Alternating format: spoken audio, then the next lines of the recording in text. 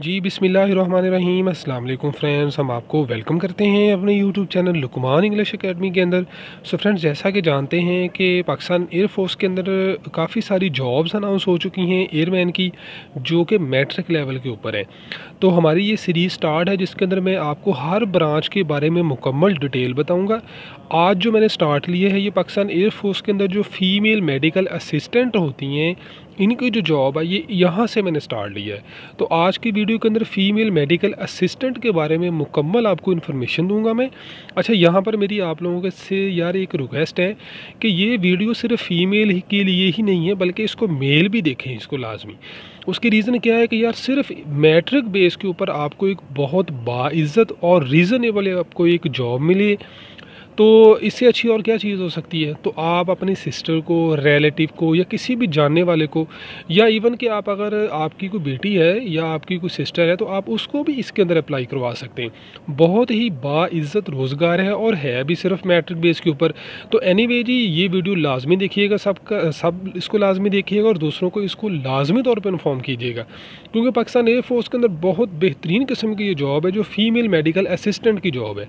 तो एनीवे, आज की वीडियो के अंदर हम इसमें जो चीज़ें डिस्कस करने वाले हैं वो कौन कौन सी होंगी। सबसे पहले तो हम बात करेंगे कि इनकी सैलरी क्या होगी, इनकी ट्रेनिंग कहाँ कहाँ पर होती है, और जो मेन चीज़ जो आपकी ड्यूटीज़ कौन कौन सी होंगी। फिर आपको रैंक क्या मिलेगा, प्रमोशन स्ट्रक्चर क्या होगा, और फैसिलिटीज़ आपको कौन कौन सी दी जाएंगी।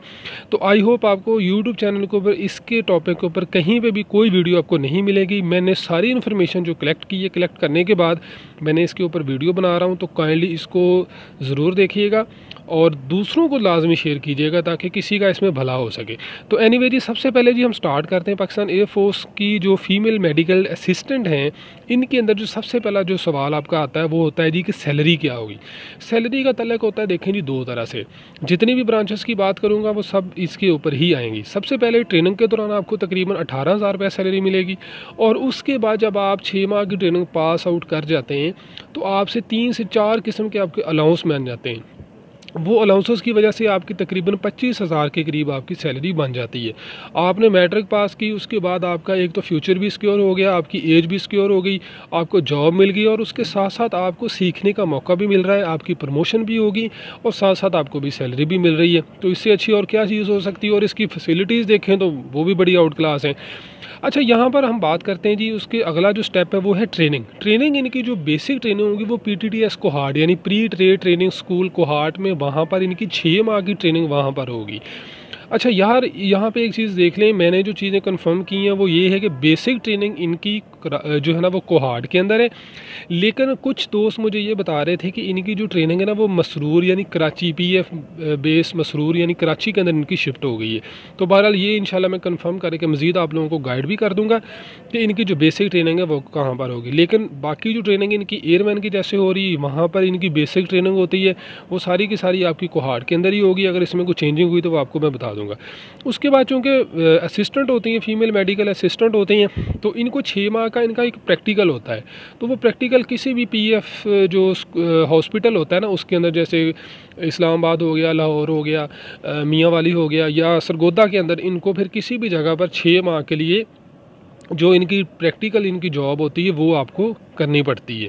ठीक है, तो ये समझ आ गई आपको इनकी ट्रेनिंग क्या होगी, सैलरी की भी समझ आ गई। तो इंशाल्लाह सारी चीज़ें जो है ना वो डिटेल में मैं आपको बताता जाऊँगा, वीडियो को आपने किसी भी सूरत में मिस नहीं करना। अच्छा, उसके बाद हम बात कर लेते हैं ड्यूटीज़ की। ड्यूटीज़ इनकी क्या होती हैं, ये बड़ी इंपॉर्टेंट है। देखें, जैसा कि नाम से ज़ाहिर है कि ये फ़ीमेल मेडिकल असिस्टेंट हैं, तो इनका काम क्या होगा, इनकी जो ज़्यादा जो ड्यूटीज़ होगी ना वो मेडिकली जो प्रॉब्लम जिनकी होती है ना, जैसे हॉस्पिटल के अंदर जो लोग होंगे, जो फीमेल होंगे, उनके साथ ही ज़्यादा इनकी ड्यूटी होती है। तो मेनली ड्यूटी इनकी किसी भी PF बेस के ऊपर इनकी पोस्टिंग हो सकती है, हॉस्पिटल की रिसेप्शन के ऊपर इनकी ड्यूटी हो सकती है, डाटा एंट्री ऑपरेटर के साथ हो सकती है, और फीमेल मेडिकल जो ऑफिसर्स होती हैं जो गायनी वार्ड के अंदर होती हैं, या फीमेल के जो इश्यूज़ होते हैं उनके ऊपर, तो ये ज़्यादा तौर पर वहाँ पर इनकी ड्यूटी होती है। और इसी तरह से किसी भी मिलिट्री हॉस्पिटल के अंदर भी इनकी ड्यूटी जो है ना वो हो सकती है। ये सारी की सारी ड्यूटी, इसको आप कह लें पोस्टिंग कह लें, ये मेनली आपकी जो चीज़ बन जाती है वो इसके ऊपर आ जाती है। तो जैसा कि मैंने पहले जिक्र किया, तो फ़ीमेल है, फ़ीमेल का जो ज़्यादा जो इनका जो क्राइटेरिया होता है वो ज़्यादा जो फ़ीमेल वार्ड होते हैं पीएफ जो जितने भी हॉस्पिटल है उनके अंदर, तो मेनली इनकी ड्यूटी वहीं पर ही होगी। ठीक है, तो समझ आ गई जी आपको ड्यूटीज़ की भी, ड्यूटी इनकी क्या होती हैं। तो ये सारी चीज़ें हैं, तो बड़ा सिंपल सा काम होता है, बड़ा रीज़नेबल सा काम होता है, ज़्यादा लंबी ड्यूटी भी नहीं होती। अगर वर्किंग आवर की बात करें आप, तो बड़ी आराम से इनकी 6-6 घंटे या 8-8 घंटे की ड्यूटी होती है। उसके बाद हम बात कर लेते हैं रैंक के ऊपर। अच्छा, जितने भी एयरमैन के रैंक होते हैं ना, चाहे वो मेल हैं या फीमेल है, सब के रैंक एक जैसे ही होते हैं। यानी शुरू में वो एयरमैन जाएंगे, उसके बाद फिर वो सीनियर एयरक्राफ्ट मैन हो जाते हैं, फिर लीडिंग एयरक्राफ्ट मैन आ जाते हैं, फिर कापल टेक्नीशियन आ जाते हैं। तो इनके ऊपर इंशाल्लाह रैंक के ऊपर मैं एक अलग से वीडियो बना भी दूँगा, ताकि आप लोगों को इसके बारे में मुकम्मल आगाही हो जाए। तो इसी तरह से बाकी जितनी भी ब्रांचेस हैं, उस सारी ब्रांचेस के ऊपर मेरी ऑलरेडी वीडियो मौजूद भी हैं और इंशाल्लाह डेली बेसिस पे आती भी रहेंगी। अच्छा, उसके बाद अगर हम बात करें कि जी फीमेल मेडिकल असिस्टेंट की जो प्रमोशन का क्राइटेरिया क्या होता है। देखिए, प्रमोशन का जो क्राइटेरिया होता है वो इन्होंने सेट किया हुआ है। इसके ऊपर इंशाल्लाह एक डिटेल वीडियो होगी, यहाँ पर हम बात करेंगे तो बड़ी लंबी हो जाएगी। तो एनीवे जी, हम बात कर लेते हैं फैसिलिटीज़ की। देखें, सबसे पहले जी आपकी रिहाइश, यूनिफॉर्म, जितनी भी यूनिफॉर्म होगी, खाना, ये पीएफ की रिस्पॉन्सिबिलिटी आपको फ्री ऑफ कॉस्ट मिलेगा। ठीक है, जैसे मैंने शुरू में आपको बताया था ना, सैलरी है, जो सैलरी है वो आपकी सेविंग है, आपका 1 रुपया भी वहाँ पे खर्च नहीं होगा। यूनिफॉर्म आपको मिल रही है, रिहाइश आपको मिल रही है, खाना आपको मिल रहा है, आपके पैसे कहाँ पे होंगे। अब आपने ट्रैवलिंग करनी है तो ट्रैवलिंग के भी आपको 50% आपको मिल जाएगा। आपका इलाज मुआवजा तो वो आपका फ्री हो जाएगा, आपके पेरेंट्स का हो जाएगा। आपने हज पे जाना है या किसी भी जगह पे जाना है, तो ये सारी फैसिलिटीज़ के अंदर चीज़ें आ जाती हैं। अगर हम इनकी फैसिलिटीज़ को देखें तो फैसिलिटीज़ जो है ना वो इनकी सैलरी से ज़्यादा हो जाती हैं। ठीक हो गया जी।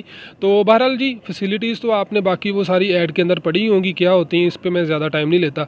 तो एनीवे जी, अगर हम उसके बाद बात करें जी at the end selection criteria के ऊपर, तो इनका क्या है जी, इनकी जो एज है ना वो 16 से 22 साल आपकी एज है।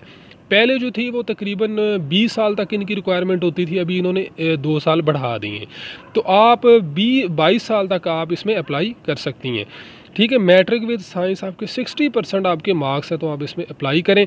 और जो तैयारी आपने करनी है वो भी इंशाल्लाह हम आप लोगों को तैयारी करवाएंगे, ऑनलाइन तैयारी भी करवाएंगे। जैसे ही हम उसको स्टार्ट करेंगे तो हम इंशाल्लाह आप लोगों को बता भी देंगे, आप अपनी ऑनलाइन तैयारी भी कर सकते हैं।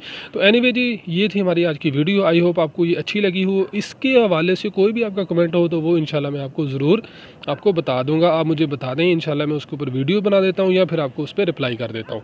तो ऑनलाइन इनकी जो रजिस्ट्रेशन है वो 12 दिसंबर से स्टार्ट होगी। 13 दिसंबर को आप कोशिश करें, क्योंकि उस दिन फिर ज़्यादा वर्कलोड होता है। आप 13 या 14 या 15 को या 20 तक आप कर लें।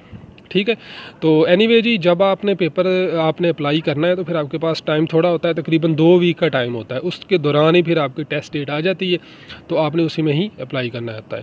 तो गुड लक ये आप लोगों के लिए, अल्लाह ताला की ज़ात आप लोगों को कामयाब करे। अल्लाह हाफिज़, अस्सलाम वालेकुम।